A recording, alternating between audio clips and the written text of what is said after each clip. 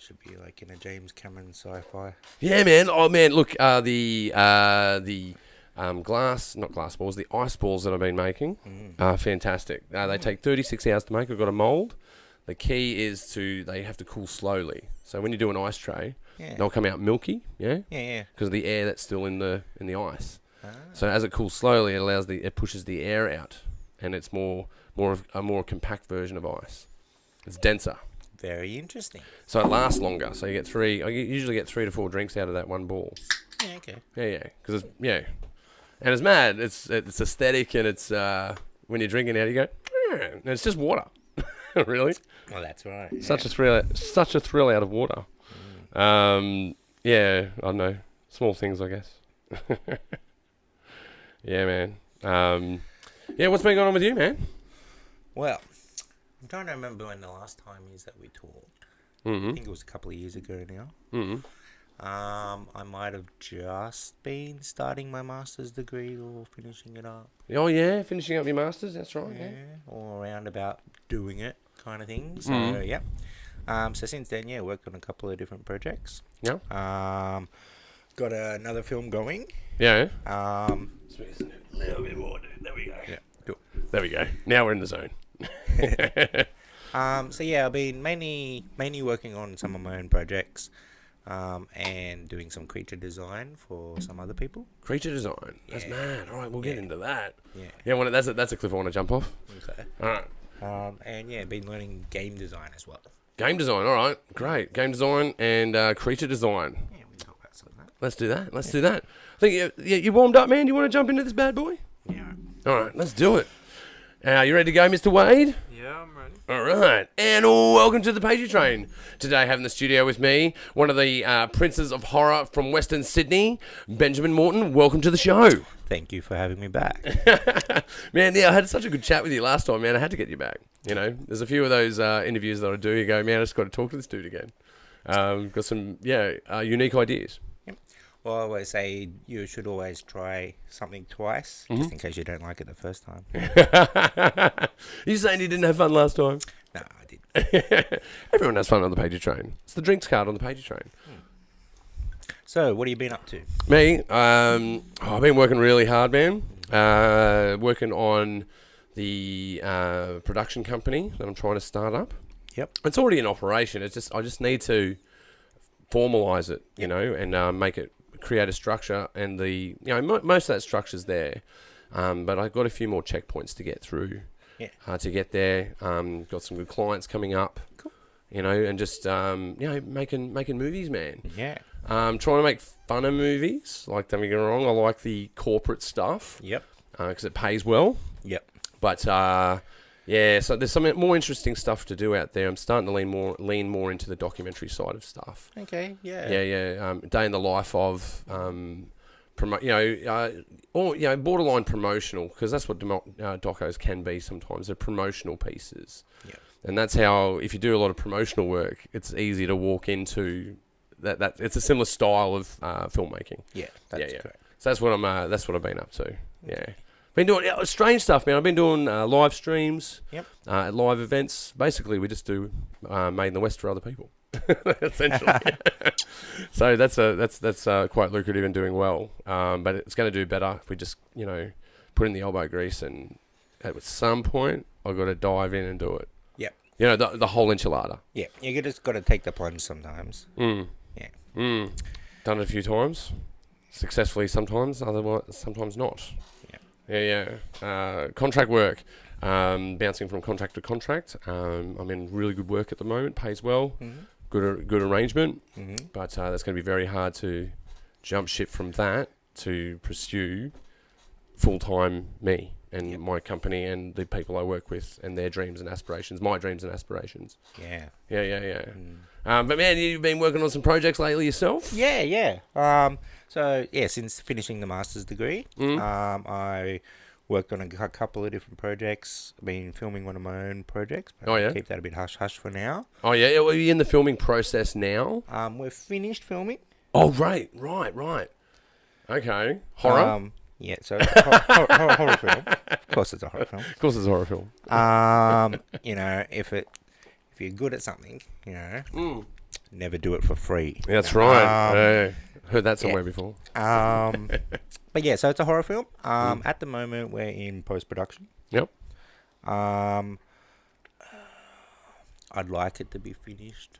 Yeah. It's never finished though, bro. It's never finished, man. But you just got to finish it. That's right. Yeah. So at the moment, there's no need to rush it, so we can take a bit more time to make it, a bit really good. More quality, more timing. A bit more quality. But yes, art is never really finished. No. None of my films I've been finished with.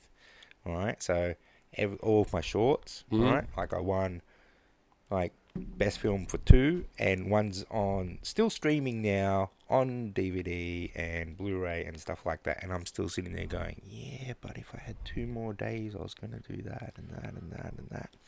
So a lot of the times, I like to lock in a release date or a festival screening or something like that, and then just go for that. Give yourself a deadline and just lock it off then and just go, well, too bad.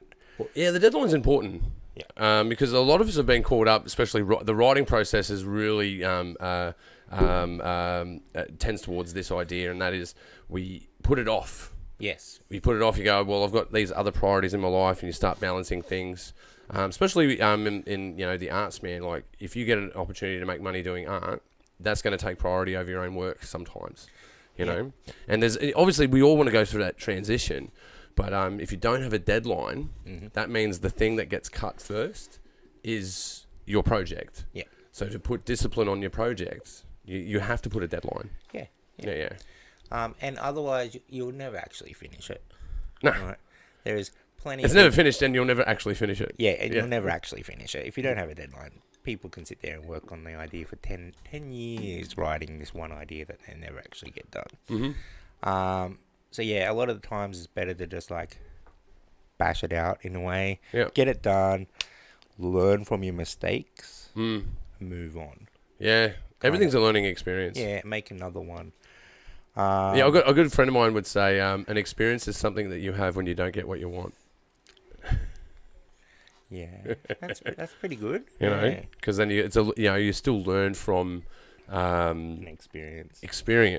Because experiences are usually something you refer to in the negative tone. Like, that was an experience. Or in the tone of obscurity. Experiences are in the obscure, and failure is in the obscure, because it's outside of the focus of what you're up to. Yes. Your focus is this thing, and if you fail at that thing, it's outside the scope of what you were planning. It's fringe, and and that's why it's hard to deal with, because it's not what you wanted. Yeah, you can plan to fail though. Oh yeah, interesting how you say that. It's interesting how you say that. I think you can. I think we're all guilty of that in some way. The old self-sabotage. Yes. Yeah. That's why I like deadlines and enrolling other people in your project.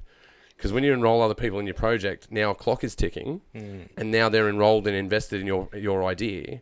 Yep. And if you don't toe the line with the motivation and the drive of that idea, they'll get pissed off. That's right.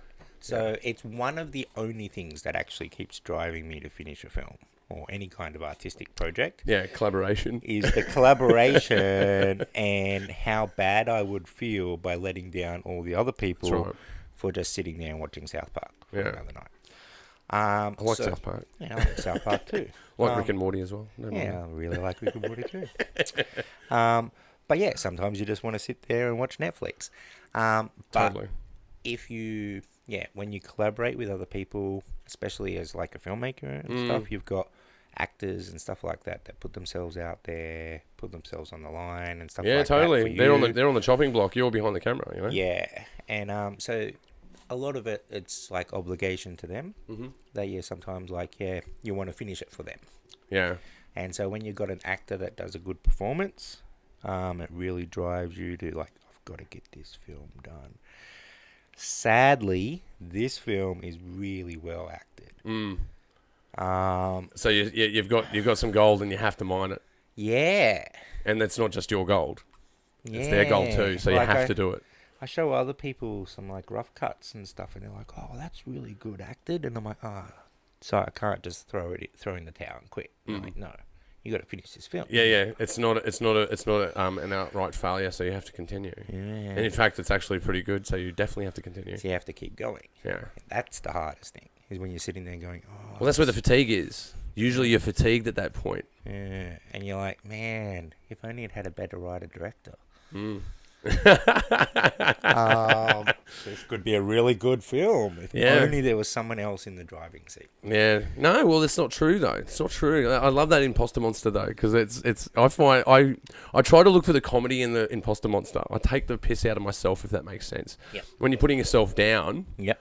Going that this is out of reach. However, it's out of reach, whether you're not good looking enough, not talented enough, not skilled enough, not experienced enough, not wealthy enough. Yep. Whatever the forte. When that voice shows up, I try to mock it. I try to put it down. I put it down. Mm-hmm. Okay. Is that all you've got? Is that it? That's your insult. You try to egg it that on. I can't do this. That's your angle. Okay. All right. Bring it on. And that's how I argue with myself, I guess, because we all have that argument. Yeah. Netflix, couple of drinks. Yeah. Hanging out with some friends. Yeah.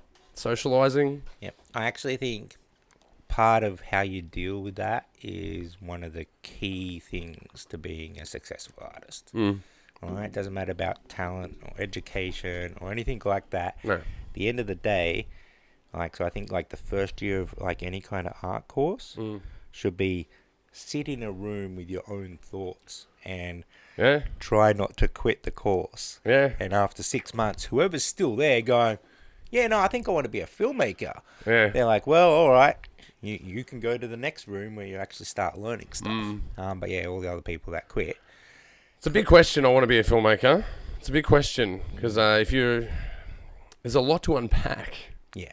There are so many intersections of art and skill sets that are required. Yes. There's a lot, and even across genres, they may vary in nuance, but there's core technique, core strategies to actually achieve film.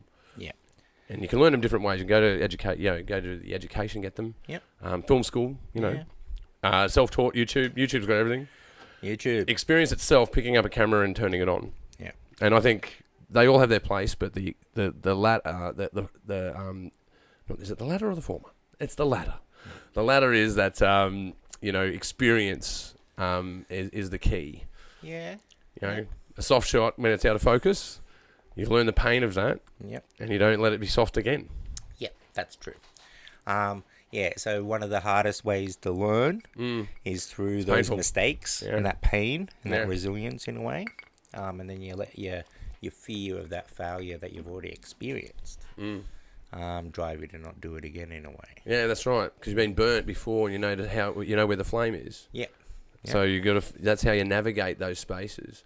But don't get me wrong, you can draw on disciplines to do that and go in more prepared than others. That's totally true. You can totally do that.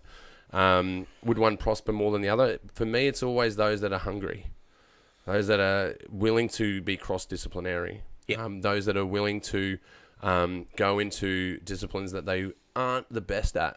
Like that, you might be a really good cinematographer, but then you start directing, or you might be a director that starts being a shooter, or a writer that becomes a director, or an actor that becomes a director, or a director that becomes an actor.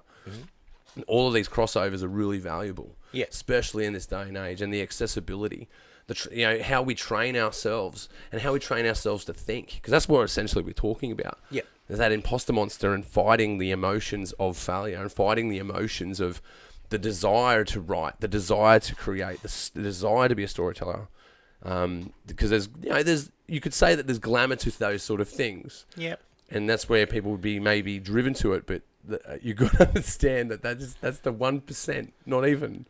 The other 99% is sleepless nights, long working hours, shuffling budgets, working second jobs, working with clients you don't want to work with. Yeah. There's a lot of sacrifice that goes into being a storyteller. Yeah. It's pretty well known that if you want to be rich, be an investment banker or something like that. If you want to be famous, start a TikTok channel. Starting to TikTok soon. Watch this space, kids. Yeah. If you want to give up all your sleep and lose a bunch of friends, become a filmmaker. Yeah. If you want to be estranged by your family, become a filmmaker. Yeah, pretty much. Why aren't you at that barbecue? Because I've been editing. Why'd you go to that birthday? Oh, well, I had a job on. It was late. It was a Saturday night gig. Well, I got to go earn. You know, it's interruptive. Yeah. Like, it's an interruptive industry, man. It's weird times. Yep. And it's emotional because you've got to fight your emotions doing it. And you're out there on the platform, man. Like, once you've built your piece of art, you know, whatever it is, it's going to be published somewhere. Yes. I've talked to a lot of people on the show, man, about this very idea of creating art, the imposter monster, the desire to write. And I've seen so many people, so many artists get up to the point where it's completed, finished. Yep. Maybe not in their mind, but it's the brief is met. You know, at minimum, the brief is met. And they still don't release their film.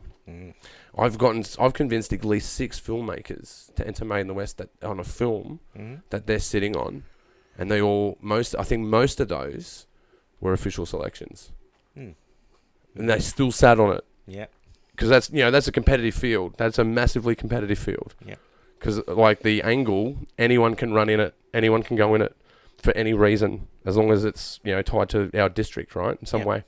So it's highly competitive. Yep.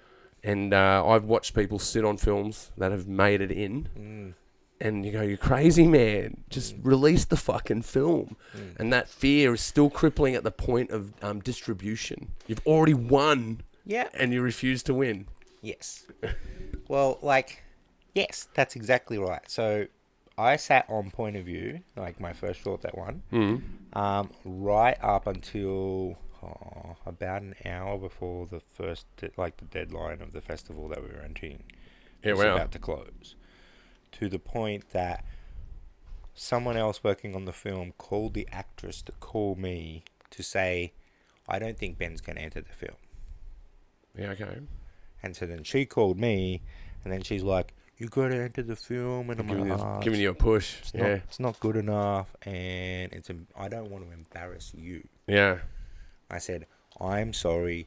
It's my fault. It's my fault. It's all my idea. Yeah. It's your idea, and it's your fault. But I don't want you to look bad being in this silly little idea. I don't want to drag you into my shit, man. I cause this problem. It's not a triumph. It's a problem. Yeah. I've paid you. It's cool. It's better than working for a day." Yeah. I said, "But we probably won't have the film." She's like, "You release that film, or I'm gonna come there right now. You enter it." And I'm like, "Oh my god!" I sat there in that cinema, went with her, and she's like, "Yeah, it's gonna be great." And I'm like, "Oh my god, this is so embarrassing. People are gonna laugh." Yeah. It's amazing, isn't it? It's amazing how you do that to yourself. I know exactly what you're talking about, man, and a lot of other people listening do. Yeah, the demon on my shoulder is really big. Yeah. And he's sitting there going, "Ah." Loud as well. Yeah. Loud and articulate, and very well at putting you down. And to be legitimately scary, it's kind of hard. It's kind of hard to go out with your friends, throw some ketchup on each other, and go, "Oh, you stabbed me!" Oh, and everyone go, "Is he all right? Is he okay? What did you do to him?" You go, no, it's fine. It's all make-believe. And so I'm sitting there going, "Oh, people are going to laugh at my films." I think I'm a fairly funny guy. Like I say, I watch South Park, Rick and Morty, all that kind of stuff. You make me laugh, bro. And I started out making some comedies and things, but they never went anywhere and things like that. Oh, no, you got a horror mind, dude. And so I've talked to you a few times, man. You totally got a horror mind. And so I'm like, well... It's great. I don't know if this was, because I was trying out different genres. I made a kids show for the ABC. Oh, yeah? I pitched once. Yeah? Yeah, comedy. It was Comedy Gold stuff back on Comedy Channel days. Bunch of things. After finishing my degree. And so I worked through it. And then I went, I'll make a horror film, that's the next genre to try out. And I'm sitting there going, I don't think this is going to live. It's usually people's first genre to go to. A lot of people start in horror, and then they venture out. Yeah. You've ventured to horror. Yeah, from a learned place. Yeah. Where I'm like, look, if I can genuinely make someone scary, it can be cheap on the budget. Yeah. Like, it's makeup skills, which I came from a background of makeup and special effects, and so that's why I thought it would be, easier to do horror. Even though I came from like a love of sci-fi and fantasy, I don't have $100 million budget yet. We're working on it. We're working on it. Yeah. So bi-coastal theme parks as well. That's what we're going for too. Yeah. Yeah, why not? Genre films. Horror is still kind of like the cheaper of the genres generally. And so yeah, I kind of found my way to it. But I sat there in that thing and I'm like, oh, I don't get what the audience is doing right now. Because during the screening, it was a big shorts gala. You have a bunch of different shorts and things like that playing. And, you know, you'd hear people snicker and laugh at boobs or things like that during the movie. But when my movie came on, the whole cinema just hush. And I'm sitting there going, you flattened it, yeah. I'm like, gotcha. I don't know what's going on. Are they going to come and lynch me? Are they going to hate me? Is this the feeling of hate? Is this, yeah, what's this? And people actually like clapped and some people left and I'm like, oh, people are legitimately... They're affected by it. Were affected by it. Yeah. And I'm like, that's because I'm messed up. Okay, yeah. Cool. Man, as I said, man, I don't know if the messed up's the right way. I think you just have a really unique way of looking at the world, man. I think you see the tale in cynicism, and the tale in thrill and violent thrill. I think and you understand the power of that narrative, man. Yeah, you really do. One of the things that I was doing for my master's research was we had to do research, like pick a topic kind of thing and really research about that. And what I was doing was kind of the positive effects of horror. And how horror itself can help audiences. Yeah, totally. And it was really good because we just happened to be at the precipice of COVID and all that stuff. And so... everyone's favourite time. Yeah. So a lot of my research actually helped my point of view at the time. Because it was all about how people that watched horror film built up a level of resilience. Oh, yeah. And stuff like that, and they were actually doing research already on how people who had watched like zombie apocalypse films and all these kind of horror survival films and even Mad Max and stuff were dealing with things like COVID better. All right, than people that just watched happy films. That's interesting. Yeah, and they found that what we were talking about was that generally, if you like, scary films and violent films. So some people talk about it desensitizing you to those things. But the fact of the thing is the world is a violent place. It is. That's true. The world is a scary place. Has always been. Thankfully, not in this country that we have to worry about like school shootings and things like that. Yeah, but still, in some countries, even violence still occurs in Australia. Right, still occurs. Right. And in multiple forms, man. Just check out we're talking to COVID, man. Check out the police and protest interactions, man. Old ladies being knocked over by 25-year-old coppers versus coppers being assaulted when cornered, man. You know, that's violent. Yeah. So in a perfect world, it's not shooting people dead violent, though. Yeah, in a perfect world, computer games and movies do desensitize you to those things if you haven't seen those before. But a lot of the they introduce them as well. They can introduce them if you haven't had it introduced to you. Yeah. But in a lot of ways, that can actually build resilience. All right? And it's the same thing as like training, all right? Yeah. Or boxing and things like that. If you've never taken a punch, the first time you get punched in the face, you're like... It's very surprising, yeah. What was that? Well, as someone who's been punched in the head a few times, I can definitely say it's always surprising. Yep. And I don't recommend it. It doesn't always get better the second or third time, but you kind of learn to end up taking it. You do. Yeah. But yeah, so we talked about how horror would build resilience. Yeah. And so that's one of the main things that I have always thought about with my horror films is how can I help you by you being scared of my film. Yeah. Oh, that's what I mean. You're not scared to be sinister in storytelling. That's the point I was making before. Yeah. That articulates it better. You're not afraid to venture into to the sinister side of things. And I think that's what a horror film person does, right? Yeah. And but at the same time, there's the fables that are in horror. Yep. There's heaps of. They're definitely more prevalent, I think, in horror. You know, the whole idea of if you see someone smoking in a film, I think we've talked about this before. If you see someone smoking in a horror film, you know they're dead. Two couples, a couple, you know, having sex in the woods, they're doomed. In the old rules, that's right. Yeah. I'm a big fan of like throwing caution to the wind with that. Yeah. And there is no morality. Anyone can die. You're an old lady, you're dead. Yeah. That's what I mean. Yeah, you're a virgin, you're dead. Cynicism, not cynicism, sorry, sinister ideas, man. I said cynicism before. No, it's not cynicism, it's sinister ideas, yeah. I love it. So I take a lot of my inspiration from comedy. Yeah. And then I flip it. So I use this quote a lot about Mel Brooks. Okay. All right. So Mel Brooks really defined comedy and tragedy. Shakespeare was the one who kind of did this, and Mel Brooks just kind of ad-libbed on what Shakespeare quoted. Yeah. But Mel Brooks, to the comedy side of things, yeah. Mel Brooks pretty much said the difference between a comedy and a tragedy is that if it's something like if I walk over there and I fall down and I break my leg, you laugh, I cry. Yeah. And so the only difference between the comedy and the tragedy is about how much you relate to the subject. All right? Yeah. And so where I found the difference with some horror films and some comedy horror films is how much we relate to the victims. Yeah, righto. All right. Because you start rooting for them, going, you know, or you don't feel not rooting for them, but you don't feel compassionate for them, so they can be sacrificed in some way. So, like House of Wax, right? Cast Paris Hilton, not to bring in all the Paris Hilton fans and supporters into the horror genre. House of Wax cast Paris Hilton because they thought the fans would get a laugh out of watching Paris Hilton run around and get a head chopped off in the film or whatever. Yeah.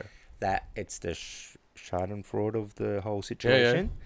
That people are like, ha, look at that jock, or ha, look at that person dying. Yeah, I gotcha. And so a lot of the times people are actually taking a comedy out of the person's tragic demise. Yeah. Right? And so a lot of people are watching horror for the comedy side of it. Yeah, I suppose I think I like Evil Dead for these reasons. Right. That taps into that, especially the new ones that are out. I think it's the series that's out about Ash. Oh yeah. Ash versus the Evil Dead. Yeah, Ash versus the Evil Dead, man. Like they've totally they've really leaned into the comedy. Yeah, you know, but like when they first did a student film too, Evil Dead originally was that, which is super cool. Yep. But I think they were going for the practical effects. Trying to scare people out of their wits for the time and the zeitgeist of that moment. Yeah. But it evolved into leaning into the comedy of it because people then watch back. If you look back at it, you go, it is pretty funny. Yeah. And so it can be like the difference between like if I wanted you to care about my character in my film, I would make the main protagonist, someone you would care about or someone you could relate to. So I'll try to make the character more closer to you or someone you respect or at least know. Because that's the other thing is relation and empathy and sympathy. All right, you can empathize with someone without sympathizing with them. That's true, yeah. Well, if you haven't experienced what they've experienced, then you're empathizing. Yeah, and sympathy isn't always necessarily a good emotion. Sometimes sympathy can be kind of like... there's a pity to it. Yeah, pity to it. Yeah. Why empathy is usually on a much more kind of even playing field of like, I haven't experienced that, but I'm empathetic. Yeah, it plugs into humane ideas. You're right. It does, yeah. And so... you're watching someone drown, it doesn't matter who it is, you'd be like, man, I've got to save that person. Because I wouldn't want to want to be drowning. And I'd want you to save me. I'd want you to save me, that's right. And so you don't necessarily try to touch on the sympathy. You try to touch on the empathy with the victim. Interesting. I love it. Yeah. This is great. And so I try to think about all those sorts of things. All right. So about this film that you're working on, right? Yeah. I know you can't talk too much about it. I was going to attempt to probe a little bit there, and you're just going to say probe a little bit, but yeah. Probe a little bit. So is it practical effects that you're doing, or are you doing special effects? Mix of both. Okay. I learned that from James Cameron. All right, where he said use whatever you need to make the best result. Yeah, okay. Yeah, that's great advice. All right, there's a whole bunch of people that sit there and go, "Oh, it's got to be all practical," and I'm like, "Yeah, dude." Some people are practical diehards, and some people are, graphics diehards. I've been a special effects makeup artist since 2003. Yeah. All right, and I'm like, "Yeah, I can sculpt, and you can do the makeup, and then you use a bit of Photoshop, and you use this," and they're like, "Oh, no, it's got to be all practical, no digital." And Nah, there's nothing wrong with enhancing shit. No way. Like, you totally want to enhance it. Well, I guess where I'm leading to is, like, how did you find the, because obviously there's an intersection of practical effects versus VFX. Yep. And putting VFX in, how did you find, like, making them marry and making them, be as seamless as possible?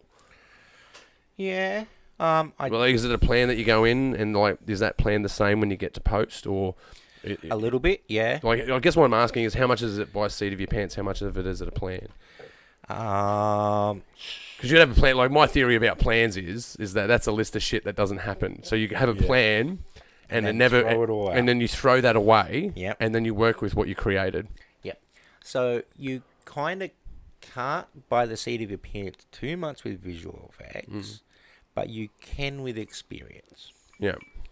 Right. So when you go after you shoot that, you go, "Oh, yeah, okay, I could do that." When you can see what you could do in the moment to the shot, then you can kind of ad-lib it a little bit. Yeah. So yeah, we did kind of fly by the seat of our pants with some stuff. Mm-hmm. So I was mixing kind of practical on set stuff. Yeah. With then what will be lots and lots of layers of composites and. Yeah, great. I love compositing. I have paradoxical thinking about compositing, right? Yeah. I love compositing, but then I fucking hate compositing, man. It's so time consuming. Oh yeah, it is really time consuming. But once you get on a roll, like when you're in the zone with composite work, I love it. I absolutely love it. But I guess why I'm probing is because most of the stuff I do in compositing is seat in my pants. I build my own plugins to do stuff like different textures, different lighting signatures, different skin tones, whatever. Yeah. But it's usually uniform across a music video that I'm making, or it's of that sort of nature where I'm sort of going, this kind of works, I'll apply it. I've never really done VFX. I actually have done a little bit of VFX in short films. Yeah. Well, the only one I've done is where I melted the sky. I melted the stars. So this serial killer is watching his child self look into the sky, and then as he's torturing someone, the child looks to the stars, and the stars melt. That's the only VFX I've ever done, though. That took fucking forever. I didn't write that movie, by the way. Big shout out to Matthew Lechin. We shot that out in Cobar. Speaking of which, perfect time for a personal plug. We're going up to Cobar soon to do the Running on Empty festival. Go and check it out online, guys. There'll be all the cars from the Running on Empty film. And we will be there doing the promotional capture and doing a little doco for those guys. So, 21st of September to the 25th of September. Check it out. Running on Empty Festival. Cool. Shameless plug, sorry. No, that's fine. I find VFX scary. I find the practical effects side of things I find scary because it's so intricate. Do you do a lot of preparation to do a shot? Yeah. There'd be hours of preparation, right? Yeah. And yet sometimes just do the shot first. So with this, with some of the practical makeup, I'll make the molds and make everything and do it on my friends and myself. Yeah. I can't remember who it was. There's actually a really big famous filmmaker who really does this as well. What, Cronenberg? They pretty much make the film themselves in their lounge room. Okay. And sit there and go, okay. So in this next shot, I want a close-up here, and they'll film the camera and then look in the shot and go, yeah, okay, like that. And actually test out some and then they go and shots. duplicate it and scale up. Yeah. And then use it with the real actors and stuff. Yeah, okay. Have three of their friends just block out everything for them. Yeah, okay. So I did a bit of that. So I had test shooting. Tried out the makeup, seeing if that worked. Yeah, got the actress, did a full costume check with her, got her to walk up and down a hallway, made sure the effect would work. Yeah. That was even before casting was finished. Yeah, okay. So Wow, so you're doing like the special effects for on screen before you even finish casting? Yeah. That's mad. Yeah, You have to. You'd have to, right? How much time is that? Yeah. Yeah, man. Because I spend a lot of time making stuff. Right, it takes me forever. Yeah. Like most days are occupied. Yeah. And when they're not, I'm trying to watch Netflix or not watch Netflix so I can go do some work in the edit suite. Right. I just doing that sort of thing is amazing, man. Like, do you have assistants helping you, or are you just like total solo through the whole project? From the special effects side of things. I've mainly done most of the stuff myself. I outsource a couple of things to different people. Yeah. But a lot of the times it's kind of hard to communicate some of the ideas and what you want exactly. Mm-hmm. So you're like, I'll just do it myself. Yeah. Because you can ask someone to do something frame by frame. And then they come back 6 weeks later and you're like, no, I said to the left, not to the right. And they're like, oh, you could have told me that 6 weeks ago. Yeah, but you've got to go back. And you're like, oh, my God. Yeah, no, that's not a fun revisit on a revision on a rotoscope. That sounds horrifying. So a lot of this stuff. That's scarier than the fucking movie, man. I'm a little bit scared about that. So I have done a lot of rotoscoping, a lot of frame by frame. Dude, I don't know how you guys do it. A lot of little dots. And, yeah, so key points, anchor points, all this kind of stuff. And with this project, at least, I've had so much to do on the project. I was like, I can't get someone else to do this. Yeah. I would actually feel bad. Yeah. Where I turn up and I go, oh, hi. So you like rotoscoping? And they're like, yeah, I want you to cut this out. Right. And this out. And this. Yeah. And this, and this, and this, and this, and this, and this. And they're like, are you paying me?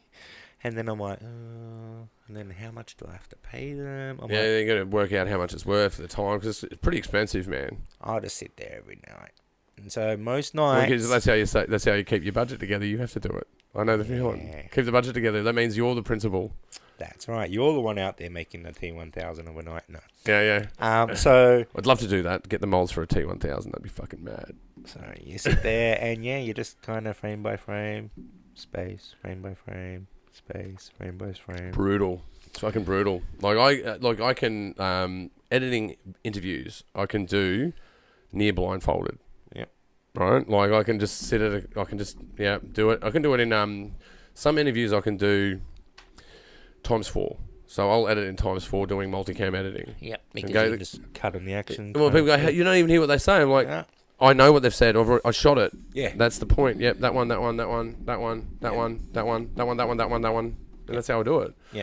And that's still slow.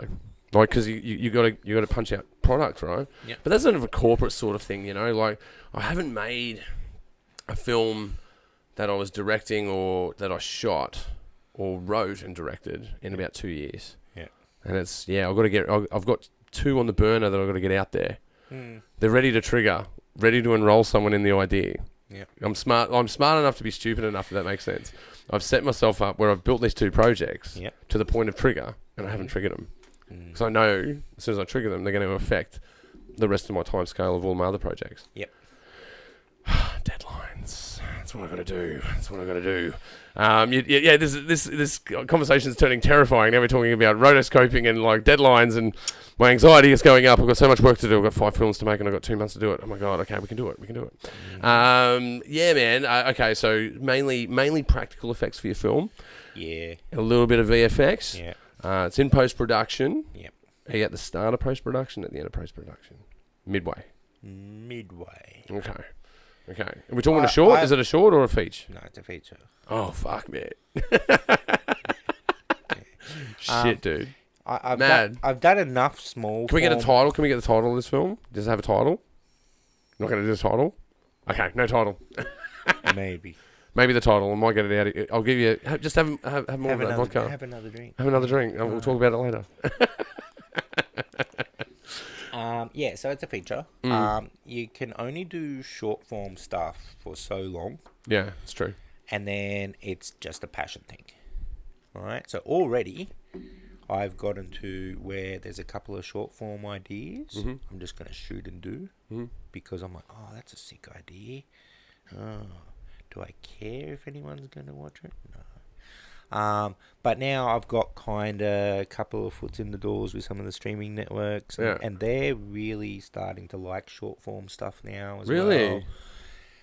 Because they realize how much work goes into making all this long form stuff, and that we can't just bash out another season for them in a week. And they sit there and go, oh, really? Can you have anything for us? And you're like, I can have a 5-minute film for you. Yeah, man. Look, I'm across different festivals, doing work for a whole bunch of people, including myself, doing a festival. Watch a lot of short films. In a year, I'd watch anywhere between 200 to 300 short films. Yeah. Right. So you've got to check. You got to check the market and check out a lot of things. The things that people do are fucking incredible. Yeah. They're incredible. Yeah. Some of these guys are dropping 20 grand, 40 grand. Some of those other big guys are actually dropping 80, 90, 100 grand on a short film. Right. So, because they're using it as their this is our production company. This is what we can do. Let us do a big feature for you. Right. That's what they're trying to go for. Yeah. So you got to bet on yourself, and that's what I find shorts are. That you got to bet on yourself until you do your feature. To an extent. So I had this problem when I was doing my degree, and we had so because of my year, my university then had to set budgets. Because I'm like to the teacher, so do we have a budget restriction for our music video? And he's like, no. I'm like, all right, mad. Sweet. So me and the producer went and got a job, and pretty much just quit uni and went and worked to get the budget for our video clip. Yeah, wow. This other guy who was in the class, he got his dad to bankroll his video clip. He hired a truck and this old vintage car, and he had it up on the truck so they could have all dollying and all this kind of stuff. Holy shit. Our music videos, we went to war with each other with our music videos, and in the end the uni was just sitting there going, what the hell is this? And we're like, well, you said it didn't matter how much we spent on our music video, so here's my music video. Mind you, one of my friends from the thing is pretty much still working for Sony, making music videos now, and is one of Australia's big music video directors. So we got there. Oh yeah, but, so he was the guy that was going nowhere? No. So he was quite. Mark's quite good. He was in my group. I like bands. I've hung out with bands a lot, done a lot of music videos with them and stuff. But in the end, it ends up just being more of a collaborative process, not necessarily a job for me. So if I have a band, you're the monkey at the editor suite. That's pretty much music video. Yeah, and you kind of end up doing and all the shots are the same. You do it for a love thing. One. Yeah. So I've got a friend they're in a band, and I was pitched them a music video idea the other day, and they're like, yeah, sick, we'll do it. But it's not for monetary. No, well, you can't do that. The only ones that I've seen that do it for money are the rappers. Rappers they'll lay some cash down to do one, but they do it local studios. That's an investment as well. But yeah, Alex. Well, those guys are taking off, especially the drill rap movement, man. Those guys are taking off, so you would invest in that. But they're the only guys I really see that are investing in music videos. Everyone else is investing in narratives and dramas and horrors. Comedies are big. Yeah. Everyone's trying to do a comedy. Speaking of which, Matty C. Vella has got his comedy out. She's Not Your Type. Go and check it out. Another shameless plug. Thank you, Matty. So, one of the things that I've had very interesting conversations with people at the other end of the filmmaking spectrum about these short films and about how we just don't have capped budgets anymore. Yeah. All right. So that's pretty insane, though. Well, because that's the thing, is you turn around and you show me a short film you made and it cost you $100,000. Well, that's a music video. And you're like, yeah. And it takes 10 minutes. And I'm like, Yeah, so but the work that goes into them. That's right. So it just depends. I've seen some incredible short films, man, that they spent $100,000 on. Some of them more. Some of the incredible ones that are out there. So my first one cost $200. Yeah, how much? I got $600. I think my first one. All right, my first one cost $200. All right. Petrol costs more than the film. All right. And 90% of that went to the one actress. Okay. And the rest of it's a bottle of blood and some Glad wrap. And Yeah, you're okay. like, oh. Then when pretty much all of my films, the budget's been actors. Yeah. All right. And Yeah, but you're the driving force for the a little bit of makeup and things. Yeah, but you would have your like, what would you call it? Like your stock holding of all the effects that you do. Yeah. You'd find things that work. You'd go, duplicate that, scale that up. Yeah. Do a few of those. Like one thing I'm interested in though, Ben, is how do you do arterial spurts, man? How does that go down? When someone slashes someone's throat in a film, how do you get the arterial spurt? So you want it to spurt out? Yeah, like almost a camera spray towards the camera. How do you do that? So you would usually use a pump. Mm-hmm. All right. So one of the systems I've got set up is pretty much like a garden weed spraying bottle. Yeah. All right, with a pump like that. Oh yeah, so it's pressurized pump. Yeah, I gotcha. Yeah, a pressurized pump, which you would normally put like insecticide stuff in. To poison bugs. Loop the tube up. And you usually put the tube in, and you reverse it here so it can spray out. And you just time it with obviously, so you block the scene, and then you time it for the release. That's right. So you've got a trigger guy that's like. Yeah. Yeah. Okay. So in one of my films, but the actors don't activate it, or is it someone off? It depends. Okay. So one of my films, I had a person on a table, and I was the killer, and I was cutting them up with a knife. Mm-hmm. And I had another person underneath the table, controlling all the squibs. Okay. Things. And so every time they would see me walking here, they'd know they're going to cut there, so they press that button. And they press that button, and they were like, mad. So you got following the person. That's mad because I underneath the table. That's mad because I think because when I do Foley, right, it's the after the fact, right. So you've got to react what actors have done in film, like for instance, a black leather jacket on the back of a chair. Yeah, they pick it up and walk out. And you go, well, so then I'll lay a leather jacket over a chair. And I'll duplicate their action so I can get the sound of the leather, so I can then EQ it. You find yourself doing the film again, where you're synchronizing with their performance, but in a different narrative or in a different medium. Yeah. So I find that really fascinating because that's synchronicity on film, because that person is now acting with you. Yeah. And I find that stuff fascinating. That crossover of art, where it's not just them on the screen, because it's the easy one to go to is like someone being filmed. You got someone filming them; they're using their stylistic way to do that, and you got someone that's doing that. Yeah, that's all right. Yeah, cool. All right, I'll have a quick durry break. All right, we're fucking Josh Brolin again, back from a break, dart break, wee break. Yeah. Had to go water the strawberries. You know what I'm saying? Man, we were just talking before, off air, talking about TikTok, man. Yeah. A lot of people have been trying to convince me to go to TikTok. Yes. And I've been reluctant for a long time. Yes. And they've convinced me because I started looking at the data. And the data says that if you do small, it makes sense. Like if you were cooking steaks, right? Yep. To get people to come to your restaurant, you might cut up sample sizes, stick them on sticks, and go, try this steak. Yeah. And that's what I see TikTok as. It's these bite-sized bits of clips. Yep. That people, then you can perhaps get them to hang on to the idea and go, oh, I like that podcast, or I like that idea, and then they'll go and look at your long-form content. So I've been convinced to do it. Yep. And I'm fucking doing it. Because now I'm doing the Instagram Reels. I hope you guys are liking them, doing the Instagram Reels. They're quite popular, and keep watching them because it's boosting the channel on Spotify. Video on Spotify. Don't forget to follow, and don't forget to subscribe on YouTube. But they're going off. YouTube's got steady growth. But what do you think of the whole TikTok thing, man? Are you a TikToker? I'm not yet a TikToker. A couple of the people I've worked with in the past are massive TikTokers. Mm-hmm.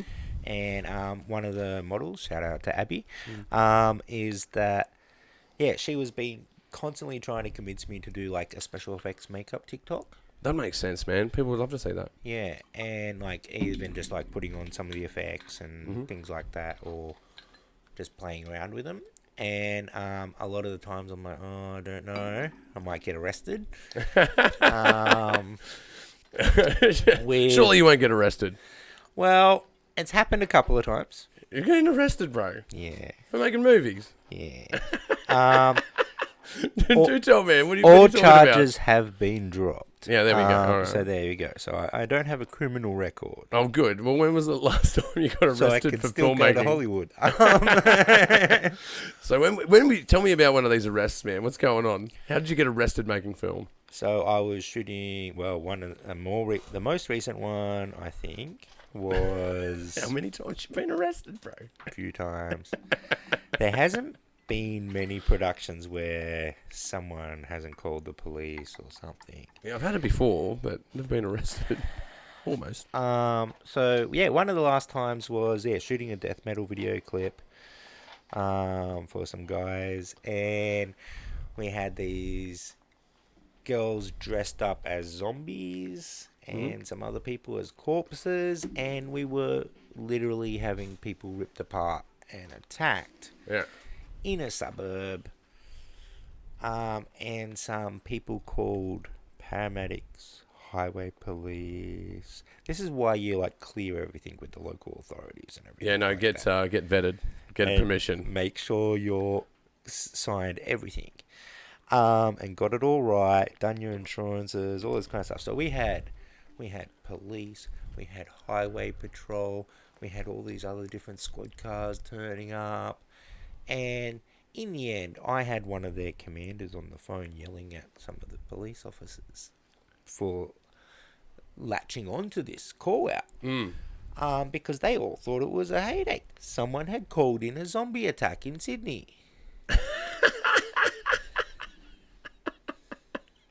Oh, man.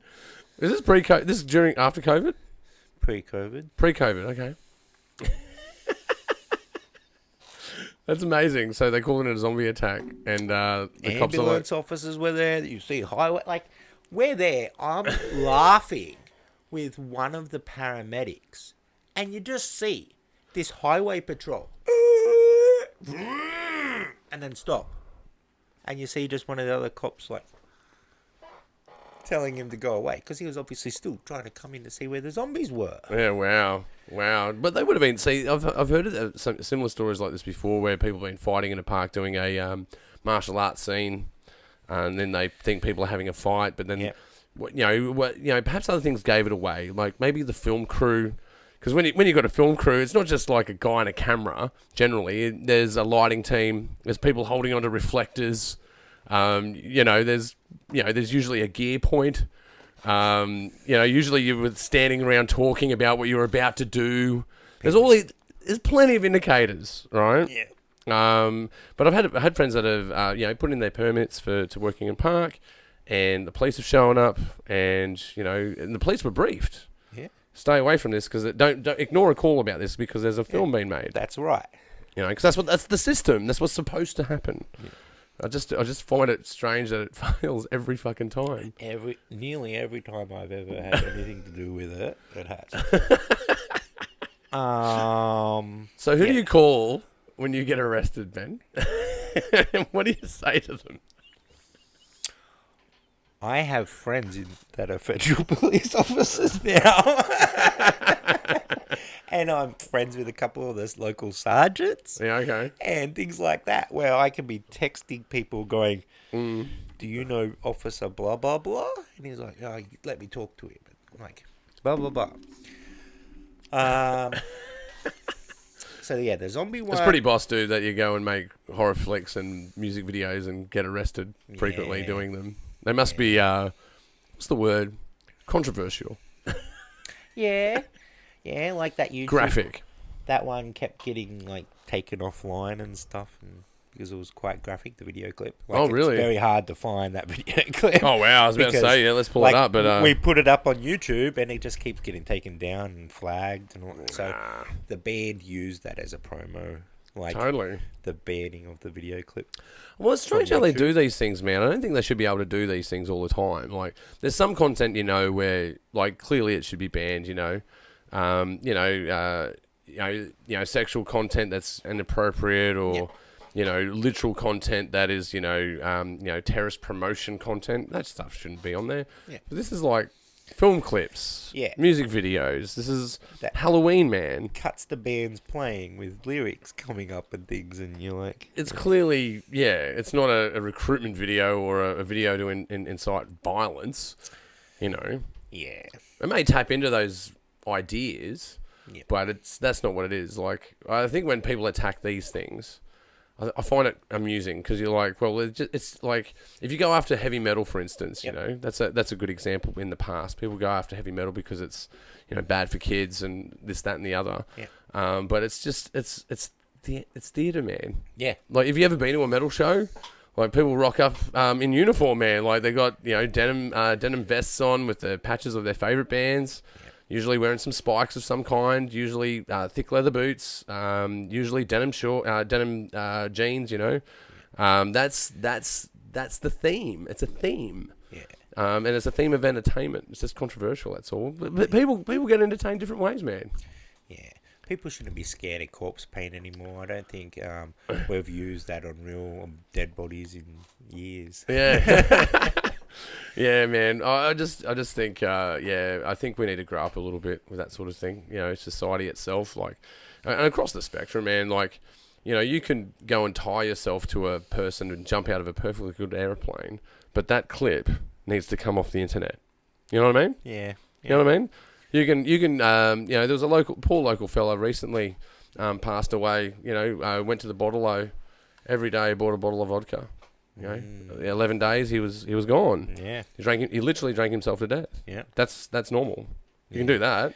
Well, that's acceptable. That's for acceptable, our society. right? But that clip has got to come off the internet, Ben. Yeah. It's causing harm.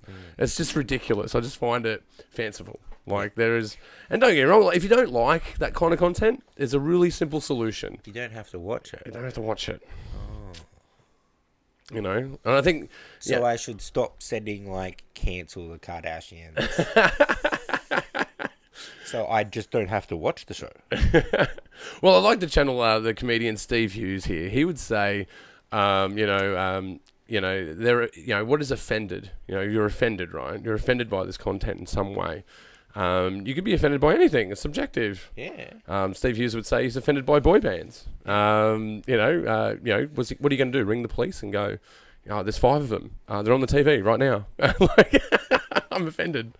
It's damaging to my children. Well, this kind of serious, but we're going back to the fact that I'm a horror film director and I probably live in some sort of dark, dank cave. But, that's what I always assumed. Yeah, but I get offended by happy families playing in parks. Like, all the time. See, that's why I say that you make horror, man. That's why you make horror. Like, I'll see a dad walk along and pat his son on the head and go, "You did a good job, boy." And I'm like, that is so offensive. Cancel you, sir. You shouldn't be allowed to do that in public. Not everyone's dad is supportive. Not everyone's families are happy. No. Well, there's a perception of happiness as well. Like, I think, look at social media itself, man. My own Instagram account included. You only show, generally, the glimmer of what you do. It's very rare that people get to see the dirt of what you do. Yeah. Because life is messy, man. Life has messy components, and a lot of those arguments are found, and especially through genre work in film, because that's what I was talking about before, about these fables. Like, the stories can be told, the subtext to stories are really important, and because those subtexts, and I think that's what the authorities are afraid of when it comes to this sort of thing. They want to, I brought it up before, they want to ban drill rap, because they're saying that it incites violence, but these guys, these young people that are doing this, come from a violent place. Yeah. Of course their music is going to be reflective of that. All right. You have to have the right to reflect. You should have the right to pursue happiness. If your happiness is doing, having someone being stabbed on a table while someone's working pumps underneath in order to film that, edit it, rotoscope it, put it into a film, set it into a narrative to, scare the fuck out of people in the cinema. Why not? I don't see the problem with it. Yeah. So, it's really easy though. As my school principal would say, just as long as you do it with good intentions, man. Intention's everything. Yeah. See? So, in the end, as long as I'm scaring you, but I'm hoping to scare you for the right reasons, then that's all right. At the end of the day, I'm not a prick. I'm not sitting there going, rah. That's what I mean. You go into these sinister ideas, but I don't find you to be a prick, man. Like, I can talk to you for hours, man. Yeah. So you know, try to... You're a nice guy. I'm trying to be a nice guy. And You're a nicer guy than me. Yeah. I'm an asshole. Horrible films. And I'm like, yeah, well, the films are horrible, so I can be nice. But a lot of the times... Interesting.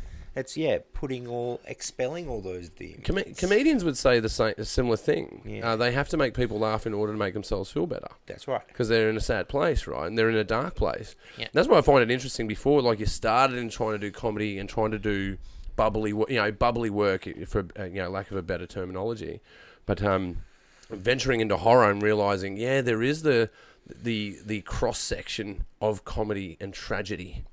And that's what you were talking about before, about Shakespeare, right? And that's what Shakespeare was about. That's right. The comedy and tragedy. So the main difference with where Shakespeare coined the difference between the comedy and the tragedy was about who he marketed the plays to. So you could make a film about killing politicians. Mm-hmm. And I think that'd be a popular idea. I've got a short film idea for this one. So if we made that film and we sold that film to people that are the common people, they might enjoy that film. They might find it a comedy. And they might go, ha ha, silly politicians, they're all dead and they got what they deserve. Whilst, if we go and take it to Parliament House, we do a special screening for everyone during question time. Film that. The Governor General will be sitting there going, you just tell me when you want me to turn it off. Yeah, no, they would be horrified, right? Yeah. But that's part of what you'd want, though. And that would work really well. We can get a good TikTok out of that. Yeah. And so what Shakespeare was actually able to do, pretty smart dude. I think people remember him. He's well known. Yes. You mean Bill? Yeah. Bill. Bill. Yeah, well, other people called him Shaky. Shakes his spear at people. I'll get you one day. Yeah, Shaky. I remember Shaky. Shaky. He would build his theatres, right? Yeah. And you'd have two different posters, two different entries. Okay. And so you'd have the rich, upper class, kind of royalty kind of. Yeah, sitting entrance. Sitting in the box. Right, sitting in the box. Yeah. And that entrance, right, would say, "Come watch the great tragedy." Of the rich person. While then down at the bottom, you'd have all the peasants come in. Yeah, the plebs. Add another entrance, and you say, "Come watch the great comedy." Interesting. And he actually double billed some of his plays as comedy or tragedy. It just depends on whether or not you were the wealthy upper class or whether or not what market you were in. You were the peasants. They're two markets. Yeah, and so a lot. And one's a prime ticket. One's a ticket based on unit price. Yeah. Further units. Yeah. And so you could make a comedy about bad things happening to poor people, and you could market it as a tragedy to the poor, and a comedy to the rich. Yeah, interesting. It's very interesting. Right, and so that's what we do now. If you think about it, right? We've been doing that for a while, ever since Shakespeare. Yeah. So so he came up with the idea that it was pretty much how we market it to you. And where you stand compared to the protagonist. Yeah, in the social pecking order of the narrative of what's been told. Yeah. Interesting. And so some people really watch those films and see a comedy. Some people watch them and see a tragedy. And so I really wanted to... I try to pucker down on that with my films and go, who's watching my movie? And who they care about. Yeah. Right, because that's how you decide who gets on the chopping block, and that's who you make the tragedy that you more relate to. Yeah. Right. Now I get the pennies dropped with me. Now I get you. All right, so there'll be some guy listening to Metallica one night, listening to beers and drinking beers and watching Netflix, and you'll be sitting there going, Sounds like fun. Shit, he's gonna die, and it's all because of me. Ben's going to kill that guy because of me. To teach me a lesson. And I'm like, yep, that's right. Why the virgin's going to die straight away in the first 5 minutes. Well, I've got a horror film idea for you. All right. All right, they're talking about politicians. I've got a politician revenge fantasy film idea for you. Yeah. Okay, so the apocalypse has happened. So you set the narrative through walking through a compound. Yep. And through the aesthetics, you realise it's supposed to, you have a weather event that happens in the starting of the film, where you get established with it's post-apocalyptic and the weather isn't normal. Okay. Right? Something's happened, and people come up to the gate, and there's a guy that watches the gate, and someone always comes up, and then they bring the person in, and there's a throne of the guy that runs the shit in that compound, and they get put in a hole, and then they get interviewed. What did you do before the apocalypse? And they have to go what your job was. So, and they frame it in a way that they go, well, you're going to be a part of our community because that's the barren land out there.